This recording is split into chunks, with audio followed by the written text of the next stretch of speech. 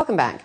A study by independent financial advisory firm deVere has revealed that UAE expatriates are not adequately providing for their future, with a large percentage living as expats for years without pensions or structured savings and investments, despite earning a tax-free salary. To discuss the main reasons for this, we're now joined by Spencer Lodge, the Regional Director of the deVere Group. Welcome to the show today. Hi. So, your company has revealed that UAE expats are not doing enough to provide for their future. What are the main reasons behind this then? There's an inherent lethargy that comes with people not planning and saving. Over the years we've looked into this and we've found that generally people just want to plan about spending money now and living for today rather than fearing what's going to happen in the future. It's that immortality aspect to their lives as well. And it's one of the big problems we have. Definitely. So what sort of figures are we talking about in the Middle East, in the UAE, sorry?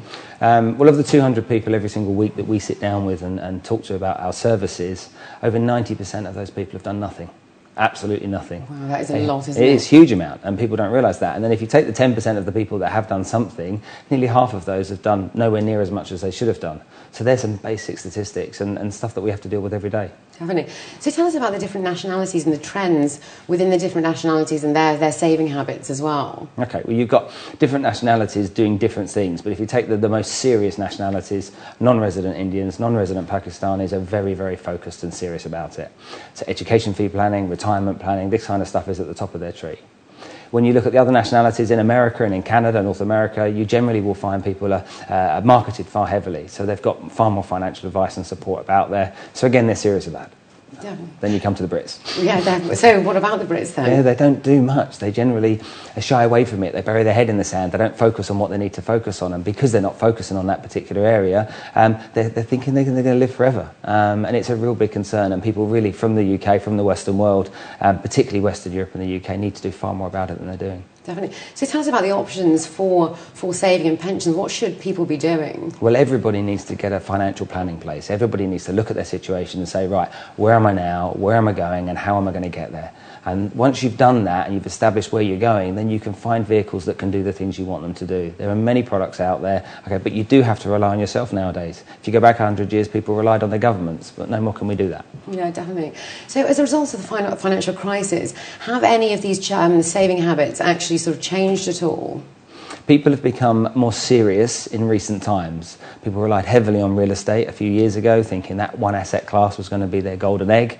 And the fact is now most people have realised that one asset class isn't their golden egg. So what we've got is a situation where really people have got to do so much more than they're doing. They've looked at real estate, it hasn't been the option. Where do you go from there? And also in terms of real estate, I mean, prices, especially in Dubai in particular, they've dropped quite considerably. Has that made a difference at all? Well, people, you would think if prices have gone down of rent, that they'd have more disposable income. Exactly, yeah. More disposable income means more money to save for your future. That would be logical, wouldn't it? And you would hope people would do that. But the reality is that's not happening as much as it needs to happen, if only it could. So what sort of options has your company got for savings and investment and pension plans as well? Well, we're an independent financial advisory company, so we work on behalf of our client. Everybody sits down with us, they look at where they are today and they do some planning. And then once they've done some planning, we look at products that will do the things that they want to do. So wherever they're going and however they're going to get there, the kind of risk they want to take, the kind of return they want to make, we look at these things together with them to help them get those goals covered, taken care of, and making sure really that they're bulletproof for the future. Thanks so much for coming in. It's been a pleasure chatting with you. Pleasure. Well, that's it from the business desk. You can write to us, though, at ib@city7tv.com. Up next, Natasha Thomas has more details on the new road project, which is expected to ease up traffic in Abu Dhabi.